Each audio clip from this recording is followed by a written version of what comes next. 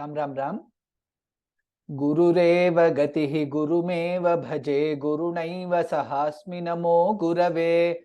न गुरोः परमं शिशुरस्मि गुरोर्मतिरस्ति गुरौ मम पाहि गुरो। गुरुरेव गतिः गुरुमेव भजे गुरुणैव सहास्मि नमो गुरवे। न गुरोः परमं शिशुरस्मि गुरोर्मतिरस्ति गुरौ मम पाहि गुरो। गुरुरेव गतिः गुरुमेव भजे गुरुणैव सहास्मि नमो गुरवे। न गुरोः परमं शिशुरस्मि गुरोर्मतिरस्ति गुरौ मम पाहि गुरो। वक्रतुंड महाकाय कोटिसूर्य समप्रभ अविघ्नं कुरु मे देव सर्वकार्येषु सर्वदा।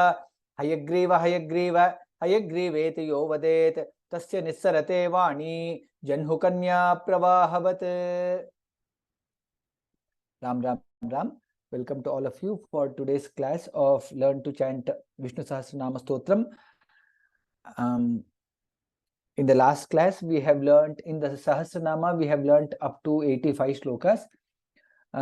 So today what we will do is we will chant few of the Dhyana shlokas, and from 51st shloka till 85 we will do the Parayanam and then learn the new shlokas. That is what we will do today.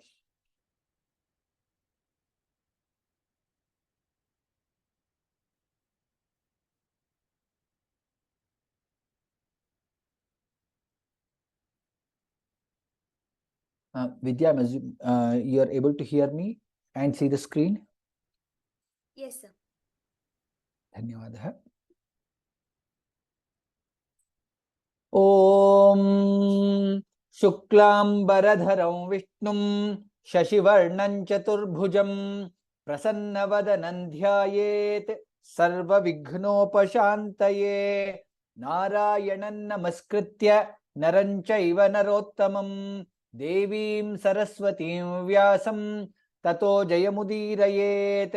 व्यासं वसिष्ठनप्तारं शक्तेः पौत्रमकल्मषं पराशरात्मजं वन्दे शुकतातन्तपोनिधिं। व्यासाय विष्णुरूपाय व्यासरूपाय विष्णवे नमो वै ब्रह्मनिधये वासिष्ठाय नमो नमः।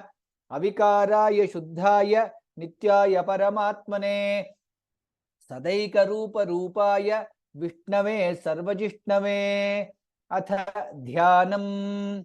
क्षीरोदन्वत्प्रदेशे शुचिमणिविलसत्सैकते मौक्तिकानां मालाक्लुप्तासनस्थः स्फटिकमणिनिभैर्मौक्तिकैर्मण्डिताङ्गः शुभ्रैरभ्रैरदभ्रैरुपरि विरचितैर्मुक्तपीयूषवर्षैः आनन्दीनः पुनीयादरिनलिनगदा शङ्खपाणिर्मुकुन्दः।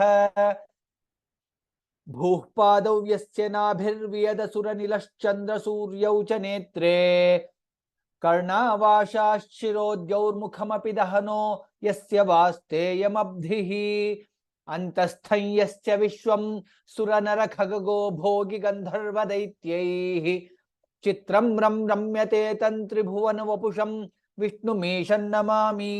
ॐ नमो भगवते वासुदेवाय।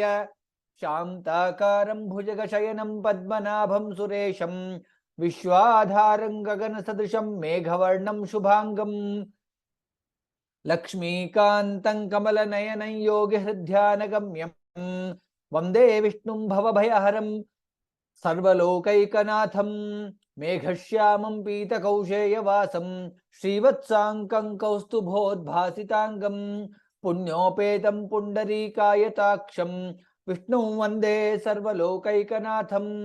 नमः समस्तभूतानाम् आदिभूताय भूभृते अनेकरूपरूपाय विष्णवे प्रभविष्णवे।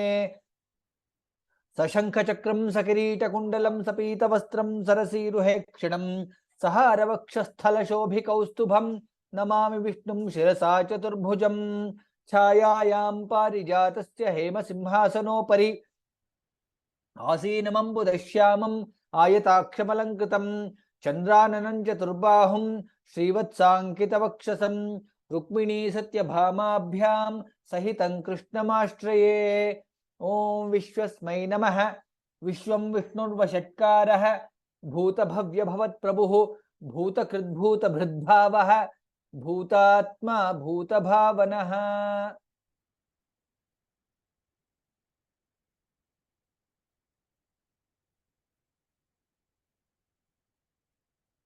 विद्या धर्मगुब्धर्म कृद्धर्मी धर्मगुब्धर्मकृद्धर्मी सदसत्क्षरमक्षरम् अविज्ञाता सहस्रांशुः विधाता कृतलक्षणः गभस्तिनेमिः सत्त्वस्थः सिंहो भूतमहेश्वरः आदिदेवो महादेवः देवेशो देवभृद्गुरुः उत्तरो गोपतिर्गोप्ता ज्ञानगम्यः पुरातनः शरीरभूतभृद्भोक्ता कपीन्द्रो भूरिदक्षिणः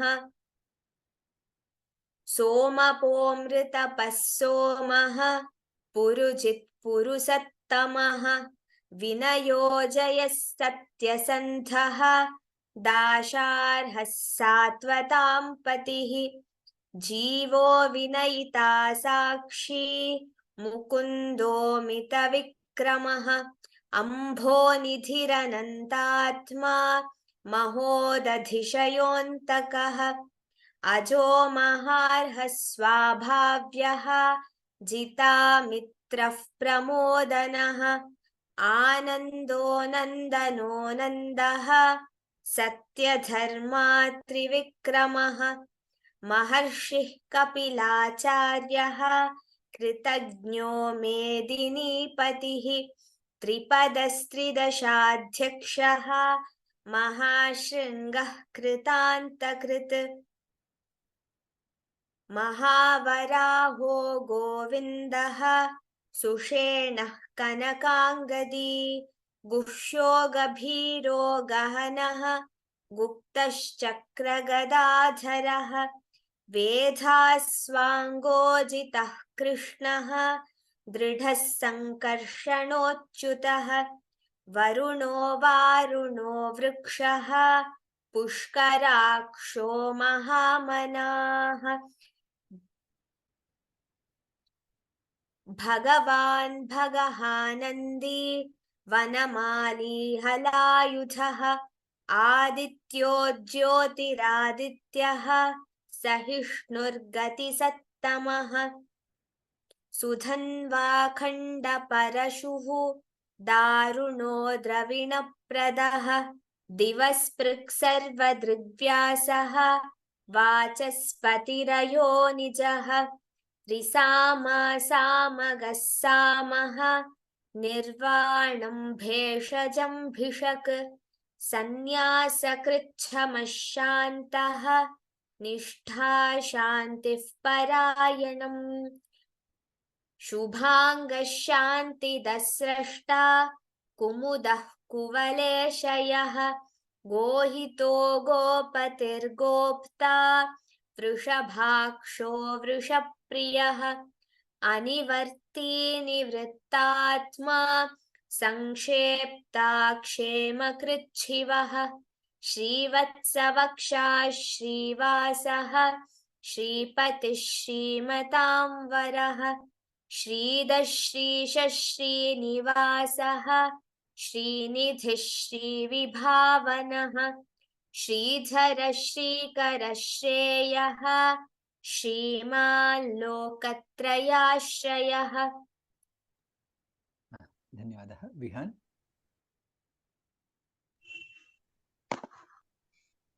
स्वक्षस्वङ्गशतानन्दः नन्दिर्ज्योतिर्गणेश्वरः विदितात्मा विधेयात्मा सत्कीर्तिश्चिन्न संशयः उदीर्णः सर्वतश्चक्षुः अनीशः शाश्वतस्थिरः भूषयो भूषणो भूतिः विशोकः शोकनाशनः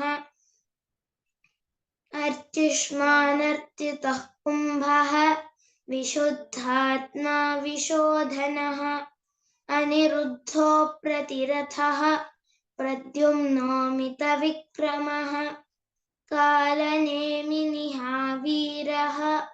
शौरिः शूरजनेश्वरः त्रिलोकात्मा त्रिलोकेशः केशवः केशिहा हरिः कामदेवः कामपालः कामी कान्तः कृतागमः अनिर्देश्य वपुर्विष्णुः वीरोऽनन्तो धनञ्जयः ब्रह्मण्यो ब्रह्मकृद्ब्रह्मा ब्रह्म ब्रह्मविवर्धनः ब्रह्मविद्ब्राह्मणो ब्रह्मी ब्रह्मज्ञो ब्राह्मणप्रियः महाक्रमो महाकर्मा महातेजा महोरगः महाक्रतुर्महायज्वा महायज्ञो महाहविः स्तव्यस्तवः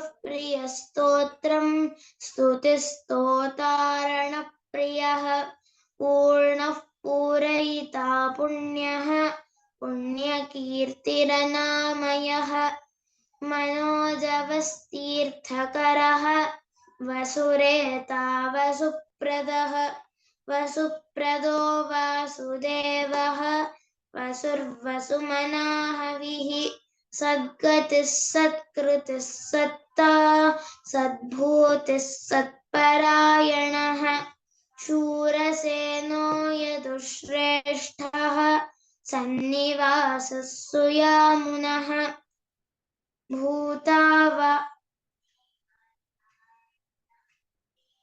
भूतावासो वासुदेवः सर्वासु निलयो नलः दर्पः दर्पदो तृप्तः दुर्धरोऽथा पराजितः विश्वमूर्तिर्महामूर्तिः दीप्तमूर्तिरमूर्तिमान् अनेकमूर्तिरव्यक्तः शतमूर्तिः शताननः एको नैकः सवः कः किं यत्तत्पदमनुत्तमम् लोकबन्धुर्लोकनाथः माधवो भक्तवत्सलः सुवर्णवर्णो हेमाङ्गः वराङ्गश्चन्दनाङ्गदी वीरः पुण्यः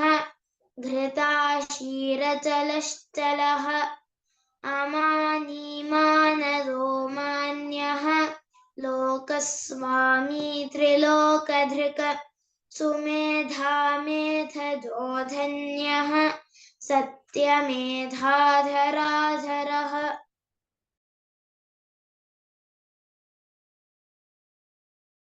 तेजो वृषोद्युतिधरः सर्वशस्त्रभृतां वरः प्रग्रहो निग्रहो व्यग्रः नैकशृङ्गो गदाग्रजः चतुर्मूर्तिश्चतुर्बाहुः चतुर्व्यूहश्चतुर्गतिः चतुरात्मा चतुर्भावः चतुर्वेदविदेकपात् समावर्तो निवृत्तात्मा दुर्जयो दुरतिक्रमः दुर्लभो दुर्गमो दुर्गः दुरावासो दुरारिः शुभांगो लोकसारंगः सुतन्तुस्तन्तुवर्धनः इंद्रकर्मा महाकर्मा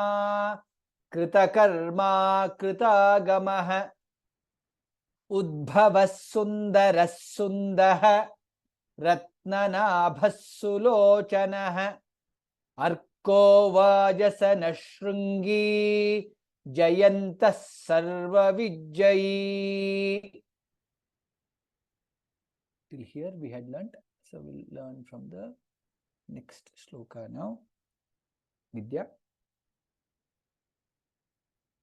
सुवर्णबिन्दुरक्षोभ्यः सुवर्णबिन्दुरक्षोभ्यः सुवर्णबिन्दुरक्षोभ्यः सर्ववागीश्वरेश्वरः सर्ववागीश्वरेश्वरः सर्ववागीश्वरेश्वरः महाह्रदो महागर्तः महाह्रदो महागर्तः महाह्रदो महागर्तः महाभूतो महानिधिः महाभूतो महानिधिः महाभूतो महानिधिः सुवर्ण बिंदु रक्षोभ्यः भा महाप्राण आफ्टर भ्य देयर इज विसर्ग भ्यः सुवर्ण बिंदु रक्षोभ्यः सर्व वागीश्वरेश्वरः वागी इज दीर्घ देयर वागी वागीश्वरेश्वरः महाह्रदो महागर्तः महाभूतो भा महाप्राण भूतो महानिधिः Dha is Mahaprana again. Somebody was asking a question last week, I guess, what are some of these highlighted ones? So whatever you see in this color, which is green in my screen, is Mahaprana. So wherever there is Mahaprana, I've tried to highlight with green color. When the other comes, I will tell that also. Mahabhuto Mahanidhi. Suvarna Bindu Rakshobhyah सर्ववागीश्वरेश्वरः सुवर्णबिन्दुरक्षोभ्यः सर्ववागीश्वरेश्वरः सुवर्णबिन्दुरक्षोभ्यः सर्ववागीश्वरेश्वरः महाह्रदो महागर्तः महाभूतो महानिधिः महाह्रदो महागर्तः महाभूतो महानिधिः महाह्रदो महागर्तः महाभूतो महानिधिः सुवर्णबिन्दुरक्षोभ्यः सर्ववागीश्वरेश्वरः महाह्रदो महागर्तः महाभूतो महानिधिः सुवर्णबिन्दुरक्षोभ्यः सर्ववागीश्वरेश्वरः महाह्रदो महागर्तः महाभूतो महानिधिः सुवर्णबिन्दुरक्षोभ्यः सर्ववागीश्वरेश्वरः महाह्रदो महागर्तः महाभूतो महानिधिः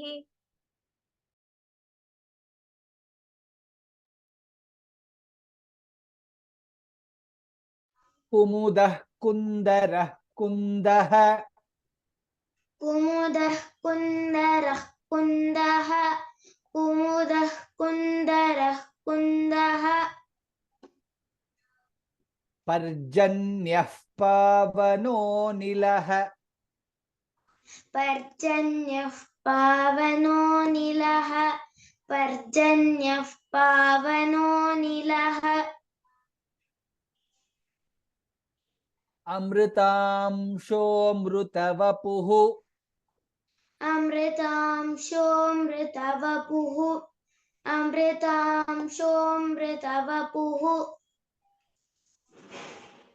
सर्वज्ञः सर्वतोमुखः सर्वज्ञः सर्वतोमुखः सर्वज्ञः सर्वतोमुखः Nidhanataya. I guess there is some network issue. So your whatever you're chanting is coming a little faster, but no problem. Continue chanting slowly. Kumudaha kundaraha kumudah kundaraha kundaraha kundaha kundarah kundaha कुमुदः कुन्दरः कुन्दः पर्जन्यः पावनो निलः पर्जन्यः पावनो निलः अमृतांशो मृतवपुः. It is one single word, do not split in between. Amrutamsho mrutavapuh. We should not be chanting Amrutamsho amrutavapuh. While grammatically it is correct, while chanting together, we should say Amrutamsho mrutavapuh. Sarvajnah sarvato mukhah. Sarvajnah sarvato mukhah. Kha mahaprana. Followed by Visarga. Kumudah kundarah kundah. पर्जन्यः पावनो निलः. कुमुदः कुन्दरः कुन्दः पर्जन्यः पावनो निलः. कुमुदः कुन्दरः कुन्दः पर्जन्यः पावनो निलः. अमृतांशो मृतवपुः सर्वज्ञः सर्वतो मुखः. अमृतांशो मृतवपुः सर्वज्ञः सर्वतो मुखः. अमृतांशो मृतवपुः सर्वज्ञः सर्वतो मुखः. कुमुदः कुन्दरः कुन्दः पर्जन्यः पावनो निलः. अमृतांशो मृतवपुः सर्वज्ञः सर्वतो मुखः. कुमुदः कुन्दरः कुन्दः पर्जन्यः पावनो निलः. अमृतांशो मृतवपुः सर्वज्ञः सर्वतो मुखः. कुमुदः कुन्दरः कुन्दः पर्जन्यः पावनो निलः. अमृतांशो मृतवपुः सर्वज्ञः सर्वतो मुखः.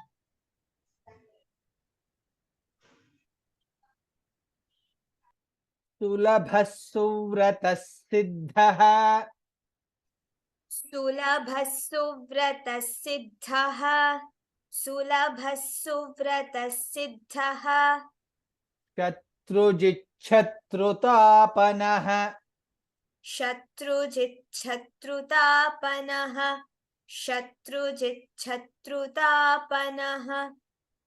न्यग्रोधोदुम्बरोऽश्वत्थः. न्यग्रोधोदुम्बरोऽश्वत्थः. न्यग्रोधोदुम्बरोऽश्वत्थः. चाणूरान्ध्रनिषूदनः. चाणूरान्ध्रनिषूदनः. चाणूरान्ध्रनिषूदनः. सुलभः सुव्रतः. सुलभः सुव्रतः. भा इज महाप्राण. सुलभः सुव्रतः. सिद्धः. धा इज महाप्राण अगेन. सिद्धः. सुलभः सुव्रतः. सा becomes double there. सुलभः सुव्रतः. सिद्धः. शत्रुजिच्छत्रुतापनः. छा इज महाप्राण. शत्रुजिच्छत्रुतापनः. न्यग्रोधो. धा महाप्राण. न्यग्रोधो दुम्बरोऽश्वत्थः. था महाप्राण. न्यग्रोधो दुम्बरोऽश्वत्थः. चाणूरान्ध्रनिषूदनः. धा इज महाप्राण there first time. चाणूरान्ध्र. धा इज महाप्राण there. चाणूरान्ध्रनिषूदनः. सुलभः सुव्रतः सिद्धः. शत्रुजिच्छत्रुतापनः. सुलभः सुव्रतः सिद्धः. शत्रुजिच्छत्रुतापनः. सुलभः सुव्रतः सिद्धः. शत्रुजिच्छत्रुतापनः. न्यग्रोधोदुम्बरोऽश्वत्थः. चाणूरान्ध्रनिषूदनः. न्यग्रोधोदुम्बरोऽश्वत्थः. चाणूरान्ध्रनिषूदनः. न्यग्रोधोदुम्बरोऽश्वत्थः चाणूरान्ध्रनिषूदनः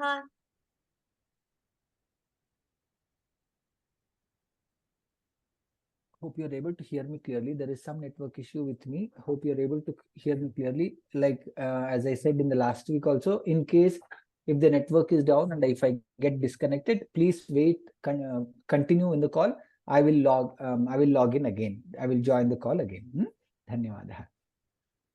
सुलभः सुव्रतः सिद्धः शत्रुजिच्छत्रुतापनः न्यग्रोधोदुम्बरोऽश्वत्थः चाणूरान्ध्रनिषूदनः सुलभः सुव्रतः सिद्धः शत्रुजिच्छत्रुतापनः न्यग्रोधोदुम्बरोऽश्वत्थः चाणूरान्ध्रनिषूदनः सुलभः सुव्रतः सिद्धः शत्रुजिच्छत्रुतापनः न्यग्रोधोदुम्बरोऽश्वत्थः चाणूरान्ध्रनिषूदनः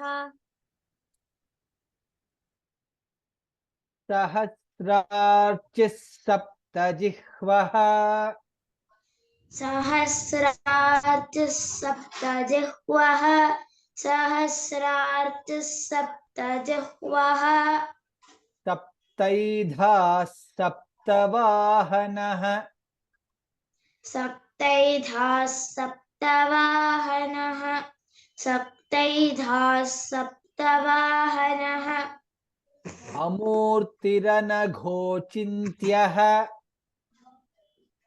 अमूर्तिरनघोचिन्त्यः अमूर्तिरनघोचिन्त्यः भयकृद्भयनाशनः भयकृद्भयनाशनः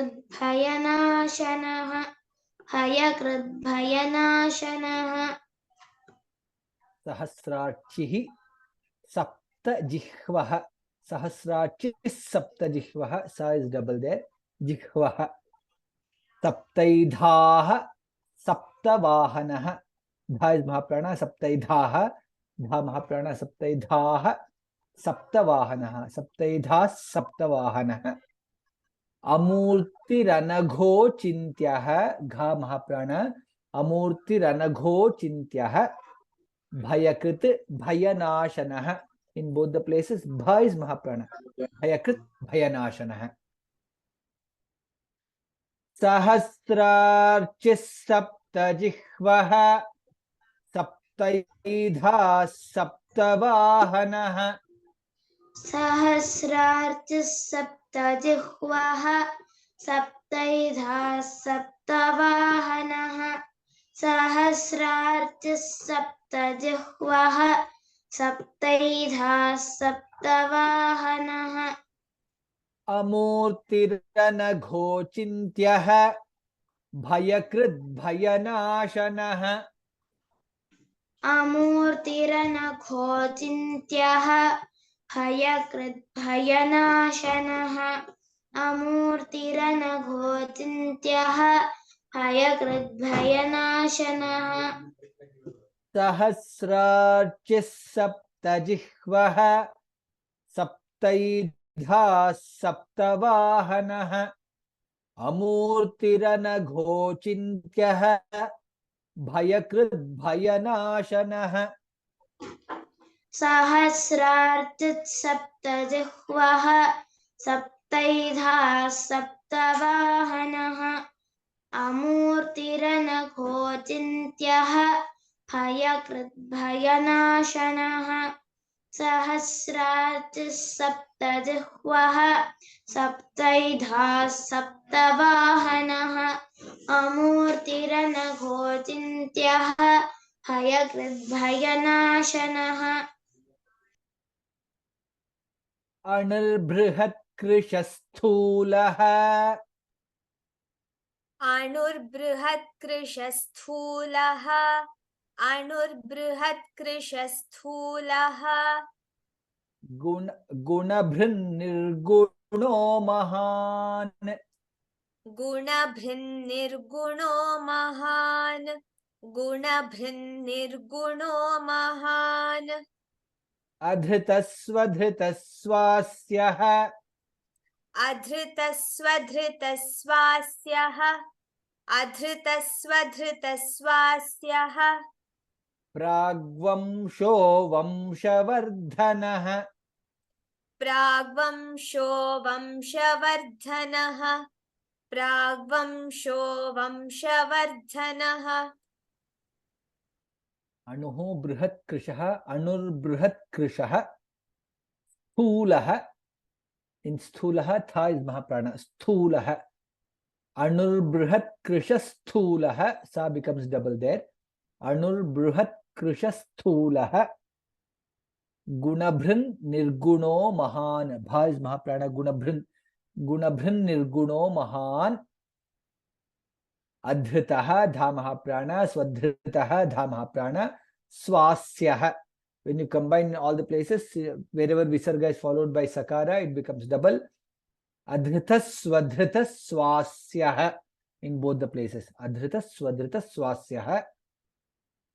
Pragvamsho vamshavardhanah dha mahaprana. Pragvamsho vamshavardhanah. Anurbruhat krishasthulah गुणभृन्निर्गुणो महान् अणुर्बृहत्कृशस्थूलः गुणभृन्निर्गुणो महान् अणुर्बृहत्कृशस्थूलः गुणभृन्निर्गुणो महान् अधृतस्वधृतस्वास्यः प्राग्वंशो वंशवर्धनः अधृतस्वधृतस्वास्यः प्राग्वंशो वंशवर्धनः अधृतस्वधृतस्वास्यः प्राग्वंशो वंशवर्धनः अणुर्बृहत्कृशस्थूलः गुणभृन्निर्गुणो महान् अधृतस्वधृतस्वास्यः प्राग्वंशो वंशवर्धनः अणुर्बृहत्कृशस्थूलः गुणभृन्निर्गुणो महान् अधृतस्वधृतस्वास्यः प्राग्वंशो वंशवर्धनः अणुर्बृहत्कृशस्थूलः गुणभृन्निर्गुणो महान् अधृतस्वधृतस्वास्यः प्राग्वंशो वंशवर्धनः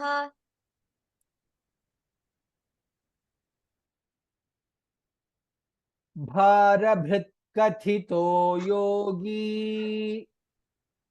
भारभृत्कथितो योगी भारभृत्कथितो योगी योगीशः सर्वकामदः योगीशः सर्वकामदः योगीशः सर्वकामदः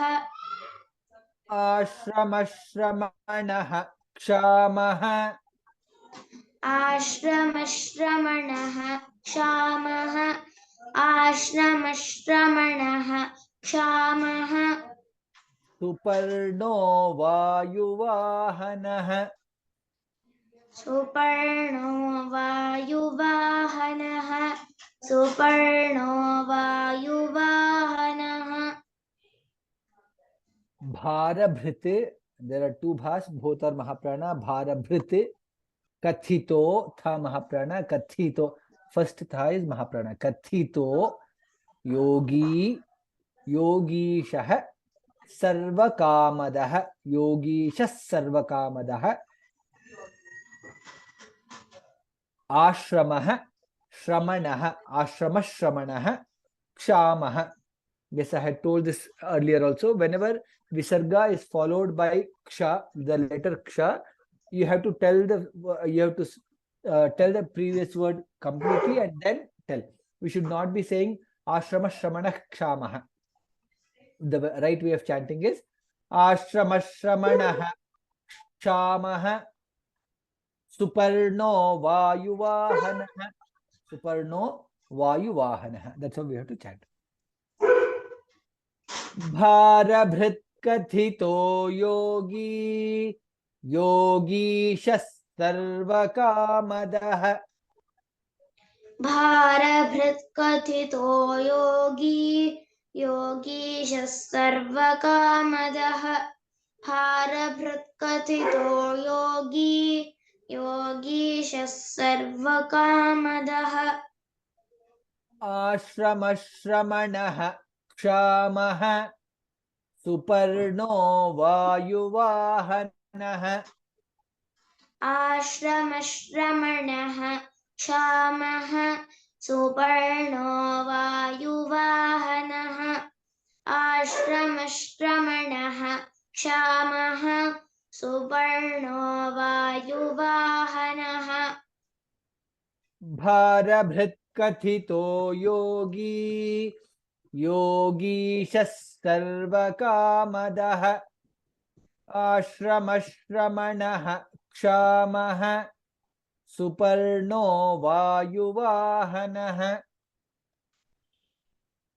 भारभृत् कथितो योगी योगीशः सर्वकामदः आश्रमश्रमणः क्षामः सुपर्णो वायुवाहनः भारभृत् कथितो योगी योगीशः सर्वकामदः आश्रमश्रमणः क्षामः सुपर्णो वायुवाहनः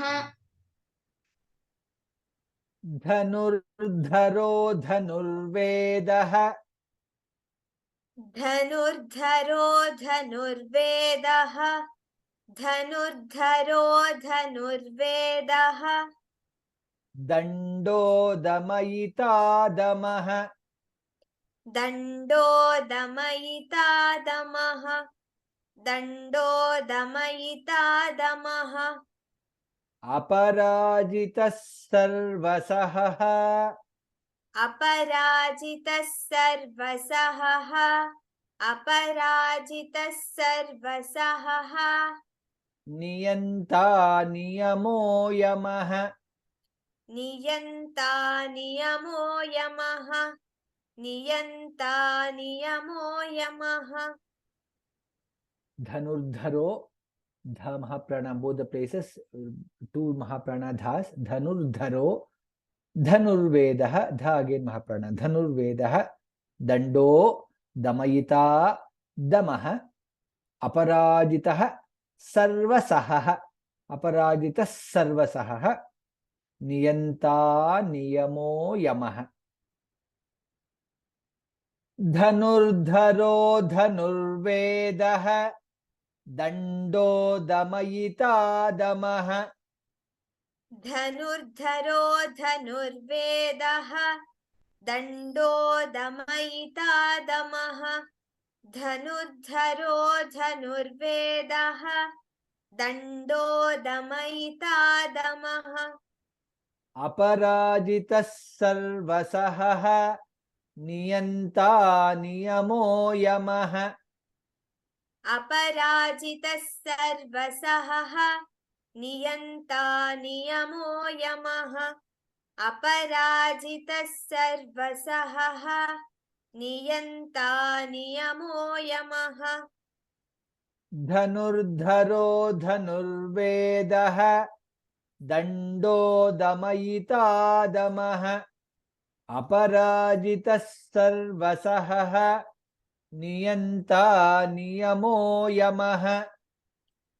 धनुर्धरो धनुर्वेदः दण्डो दमयिता दमः अपराजितः सर्वसहः नियन्ता नियमो यमः. धनुर्धरो धनुर्वेदः दण्डो दमयिता दमः अपराजितः सर्वसहः नियन्ता नियमो यमः.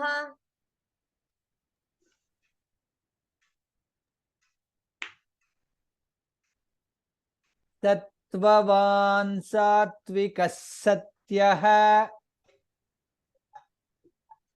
सत्त्ववान् सात्विकः सत्यः सत्त्ववान् सात्विकः सत्यः सत्यधर्मपरायणः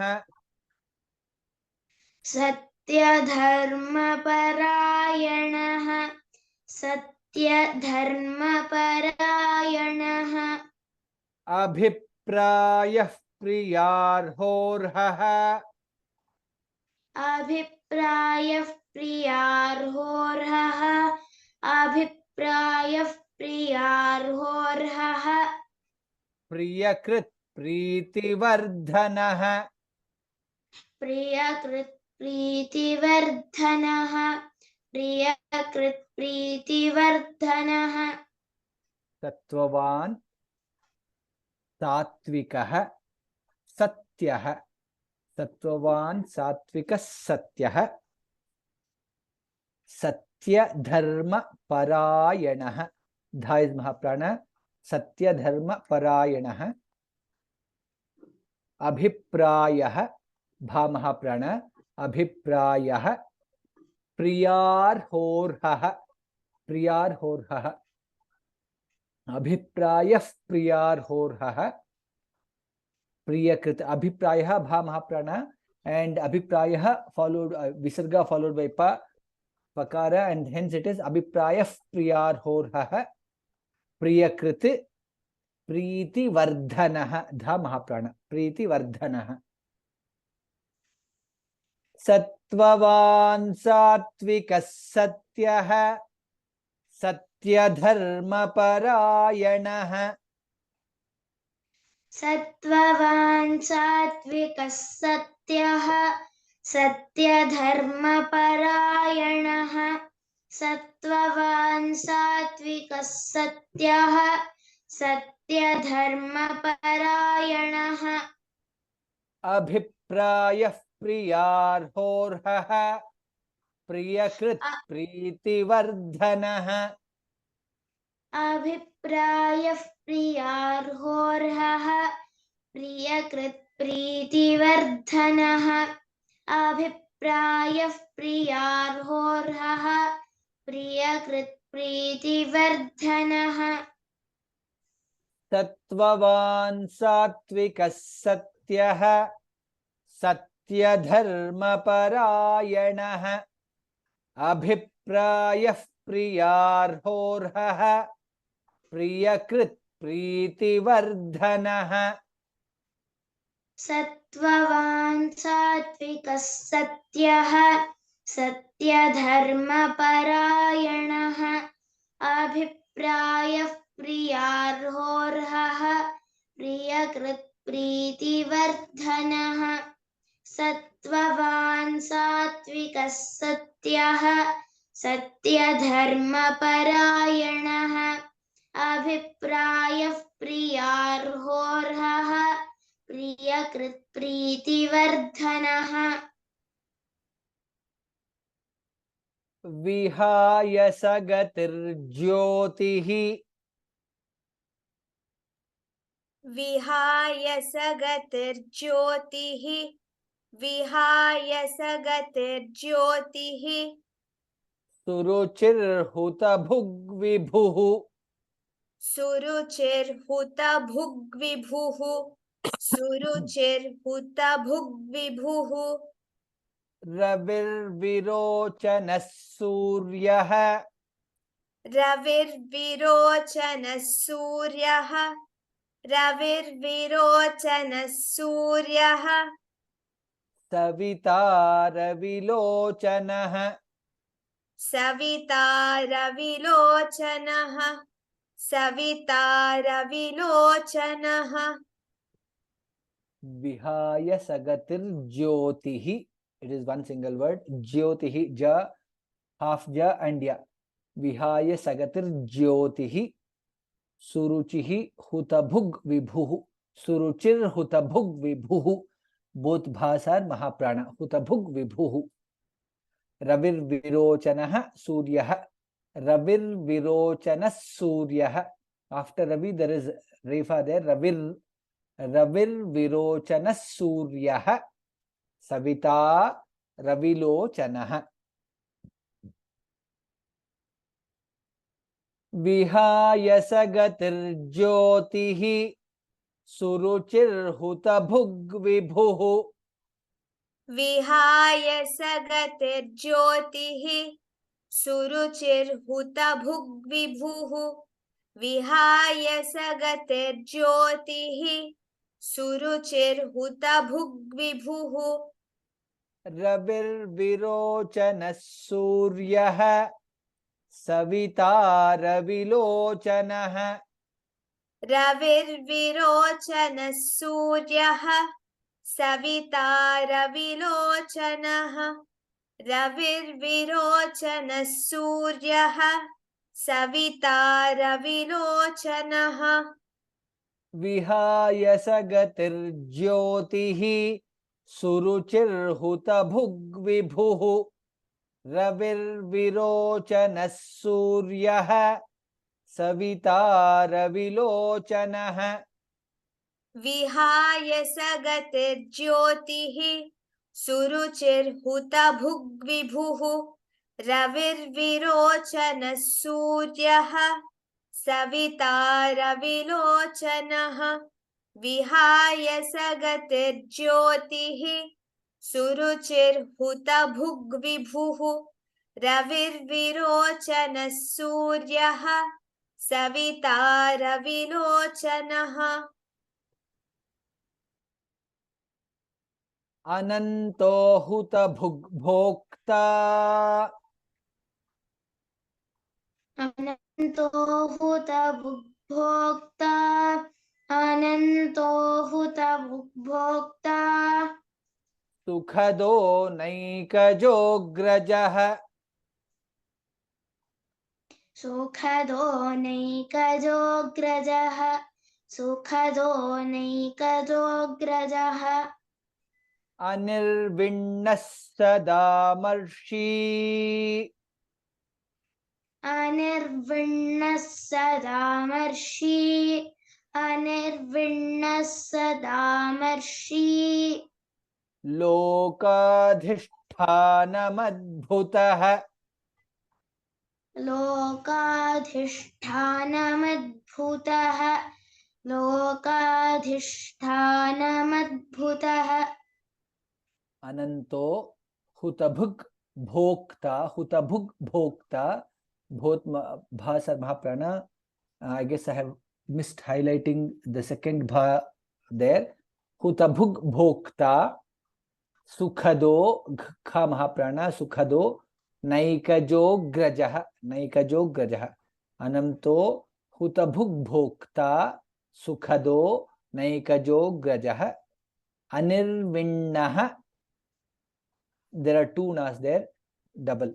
Anirvinnah sada marshi. Marshi is refa and dirgha e. It is the e kara. Anirvinnah sada marshi lokadhisthana madbhutah. There are three mahapranas in this word.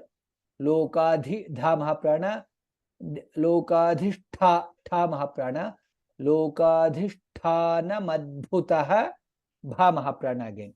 लोकाधिष्ठान मद्भुतः.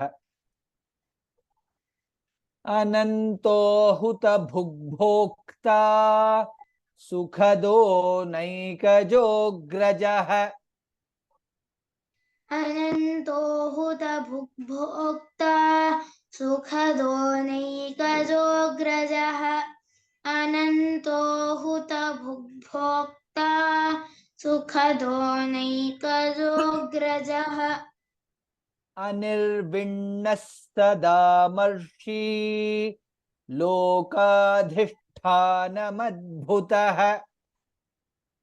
अनिर्विण्णः सदामर्षि लोकाधिष्ठानमद्भुतः अनिर्विण्णः सदामर्षि लोकाधिष्ठानमद्भुतः. अनंतो हुत भुग्भोक्ता सुखदो नैकजोऽग्रजः अनिर्विण्णः सदामर्षि लोकाधिष्ठानमद्भुतः अनन्तो हुतभुग्भोक्ता सुखदो नैकजोऽग्रजः अनिर्विण्णः सदामर्षि लोकाधिष्ठानमद्भुतः अनन्तो हुतभुग्भोक्ता सुखदो नैकजोऽग्रजः अनिर्विण्णः सदामर्षि लोकाधिष्ठानमद्भुतः. With respect to new shlokas, maybe we'll stop there. We'll go back and chant. We'll chant all the shlokas that we have learned today. If you have any questions, you will be able to type in your questions now. You can type in your questions. I will see answering those. Suvarnabindurакшobhyah sarvavagishwareshwarah महाह्रदो महागर्तः महाभूतो महानिधिः कुमुदः कुन्दरः कुन्दः पर्जन्यः पावनो नीलः अमृतांशोऽमृतवपुः सर्वज्ञः सर्वतोमुखः सुलभः सुव्रतः सिद्धः शत्रुजिच्छत्रुतापनः न्यग्रोधोदुम्बरोऽश्वत्थः चाणूरान्ध्रनिषूदनः सहस्रार्चिः सप्तजिह्वः सप्तैधाः सप्तवाहनः अमूर्तिरनघोचिन्त्यः भयकृद्भयनाशनः अणुर्बृहत्कृशस्थूलः गुणभृन्निर्गुणो महान् अधृतस्वधृतस्वास्यः प्राग्वंशो वंशवर्धनः भारभृत्कथितो योगी योगीशः सर्वकामदः आश्रमश्रमणः क्षामः सुपर्णो वायुवाहनः धनुर्धरो धनुर्वेदः दण्डो दमयिता दमः अपराजितः सर्वसहः नियन्ता नियमो यमः सत्त्ववान् सात्विकः सत्यः सत्यधर्मपरायणः अभिप्रायः प्रियार्होर्हः प्रियकृत् प्रीतिवर्धनः विहाय सगतिर्ज्योतिः सुरुचिर्हुतभुग्विभुः रविर्विरोचनः सूर्यः सविता रविलोचनः अनन्तो हुतभुग्भोक्ता सुखदो नैकजोऽग्रजः अनिर्विण्णः सदामर्षि लोकाधिष्ठानमद्भुतः. People who want to chant can raise your hand. Meantime, I will see the questions. What is the difference in pronunciation between hra and hra found in shloka 86 and dhyana shloka 3? So let's go to 86. सुवर्ण बिंदु रक्षोभ्यः सर्ववागीश्वरेश्वरः महाह्रदो महागर्तः महाभूतो महानिधिः. Okay, now we are referring to shloka 3. Okay, let's see what is there in shloka 3.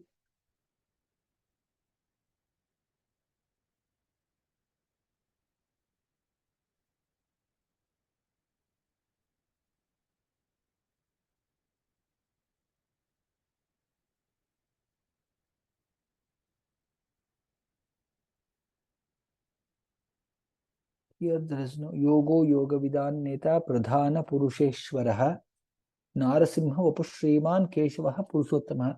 Okay, now I'm not Dhyana Shloka 3. Okay, let's see, go to Dhyana Shloka 3.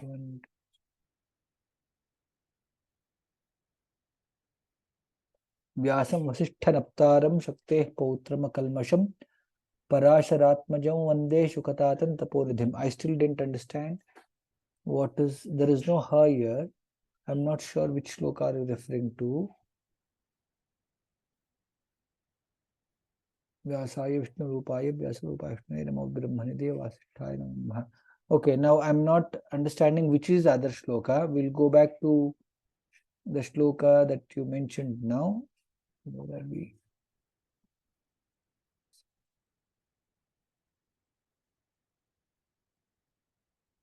Shloka 86. We'll take that now. Mahahrado. It is pronounced as Mahahrado. When we get any other place where you can get repeat, we will see what is that shloka. What is that letter? I'm not able to find that. We'll see that. I don't know which is the other letter that you are referring to. If you are writing Hridayam, if you are referring to that, it is Hr. In Gunita, it is Hr. Hridaya Mahahrada. Hra and Hr. That's the difference if you are referring to that. I'm not sure if you are referring to any other. Hridaya, Hr, Mahahradaha. Hra and Hr, if you are referring to that. Hopefully that's what you are referring to. That's what is the question is. When will be the next revision class? Okay. When will be the next revision class? We have completed 95 shlokas. We will complete in the next class. We will do hopefully 105, and in the next we will do 108. After the completion of 108, we will do the complete revision. That is when the next revision class will be. I am new to Sanskrit language. Just started listening recently. You were quoting Mahaprana every time. What is it? Okay. What you can do is you can go back to class 1 if you have the recording. Since I'm assuming that you have registered for the class, go to class 1 of this series. You will be able to understand what is Mahaprana, or I mean even it is also there in YouTube. So if you go there, you will understand what is Mahaprana. For now, Mahaprana is the letters where you will put more stress and pronounce. For now, that's what you can keep it as. In fact, you could have found the difference when I'm pronouncing it. If you go to the first class, you will get to know what is Mahaprana there. Okay, so those were the questions. We'll quickly stop there and then see the participants, people who have raised a hand. Okay, Krishnan Yoga. Okay, you had raised hand earlier only. You can unmute and talk now. I'm not sure if there is any question. Otherwise, you can chant 86th shloka. Suvarna bindu rakshobhyah. Suvarna bindu rakshobhyah. Sarvagishwareshwarah. Mahahrido Mahagartah. Mahabhuto Mahanidhi. Uttamam. Mahabhuto. Only Bha is Mahaprana.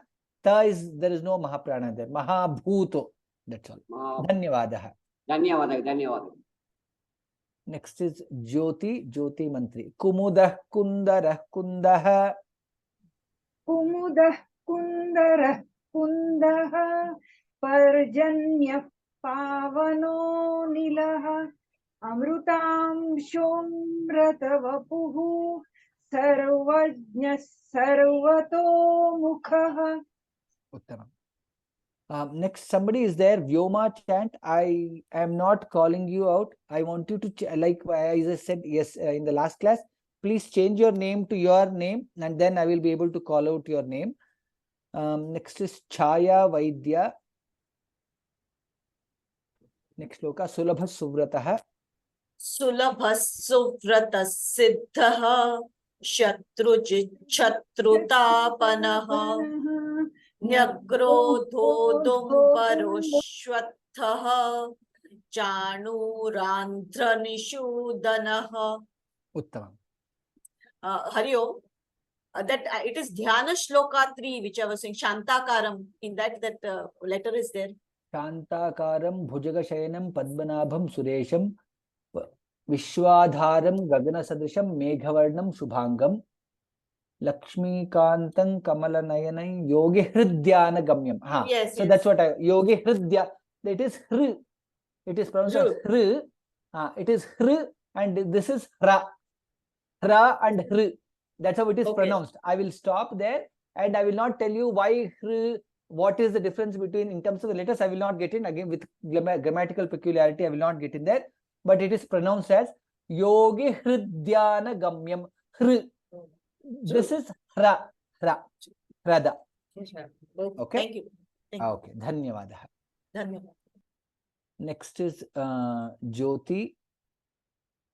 Sahasrachihi.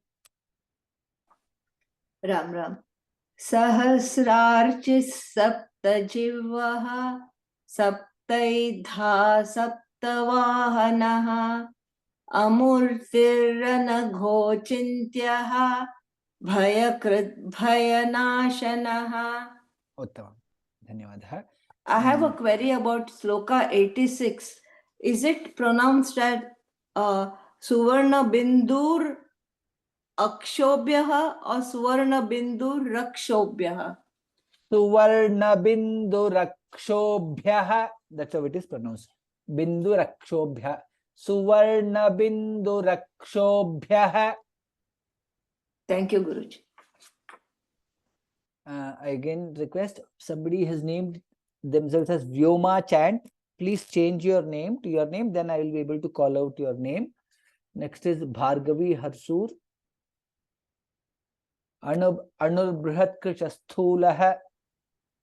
अनुर्बृहत् कृशस्थूलः गुणभृद् निगुणो महान् अधृतस्वधृतस्वास्यः प्रग्वांशो